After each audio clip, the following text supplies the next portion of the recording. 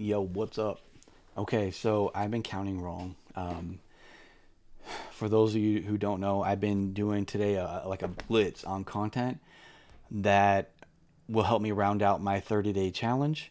You can watch the first video today that I posted on the 29th of October, and that way you can understand what I'm talking about. For those of you who are following along, I've been counting wrong. This video right here is actually my 10th one, and I will have two more videos to go after this one, and I will have hit 30. So I'm almost done.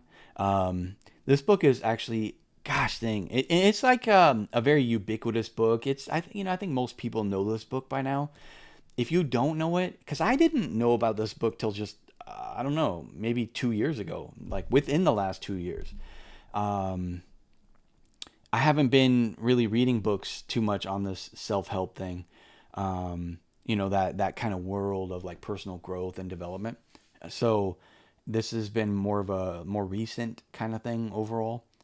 And so what I'm gonna do is I'm gonna share another book that after I read it, my life just was never the same again, ever. Good, bad, or otherwise, it just wasn't. My life will never be the same. And this book undid so much pain that I had from my childhood, growing up, so much shame and negative talk and self doubt and fear of failure and everything. I just really, really struggled with stuff. And this book, in such a massive way, helped me overcome. And still, it's a work in progress, but like this book has impacted me in immeasurable ways. So, what is the book? You're probably gonna be like, oh, that book, how boring, As a matter of fact, you might be so bored by this book, I ain't gonna tell you what it is yet. So, let me tell you a little more about this book. So, growing up, I believed, uh, that I believed because I would look at kids around me who just seemed like they were doing so good in school and it was so easy. And I just like, how do they have all the answers? The teacher will ask a question and that student always has an answer. How do they know this stuff? And I don't know any of them. And then at the same time, I was like, I could throw a baseball from day one. Like, I would see other people doing all this weird stuff, right? But I could throw a baseball, like just zip it in there, right? Baseball came easy, fielding ground balls, running down fly balls, hitting the ball. All this stuff was so easy to me. I mean, relatively, right, as a kid. Um, and then, I other kids look like they just couldn't do it. And so I had some of that stuff coming into the picture and feeding me this thought. I had teachers that would tell me stuff that would kind of confirm that I was just was dumb. Um, I in just so many different ways, I was fed this idea and this belief that I was what I was and that's all that I was, and nothing was gonna ever change it. Um, and so it just never felt like it was a worthwhile thing to like invest time into stuff that I knew I wasn't good at it. So like learning, reading, growing, becoming smarter, you know, any of that stuff. It just, why waste my time on it when I already know I'm stupid? Um, and so what is that? You might be sitting there going, I know a book he's gonna tell me, and you might actually. Um, what is that? That's what we call a fixed mindset, where you feel like you just are what you are, and there's nothing that can be done about it, and it just says everything you need to know about yourself. And it's that thought is so debilitating because it's just yeah, it's just so defeating. It's like, most things when you first try, you're probably gonna suck at them. So if the sign of not being good at it is the telltale sign, the end all be all of what you are with regard to that activity, then you're screwed, right? You just suck at everything. You're a dumb loser and you suck at everything. Um, and that's called fixed mindset. And the book I'm about to tell you about showed me another way that I did not know, and it's backed by science. It's backed by neurological findings that show us like, no, actually, you can really change stuff, and it comes down to how you talk about yourself. Because I remember being married, like early on in my marriage, I should say. I remember I would say stuff like, "No, I just suck at that. I'm not good at that." My wife would be like, "You shouldn't talk like that," and I'd be like, "Why? It's the truth. What like?" Why would I delude myself into thinking I'm good at it when I'm not? I just suck at that. And I'm okay. Like, I felt okay with that. Like, let me just be more honest than other people who delude themselves into stuff.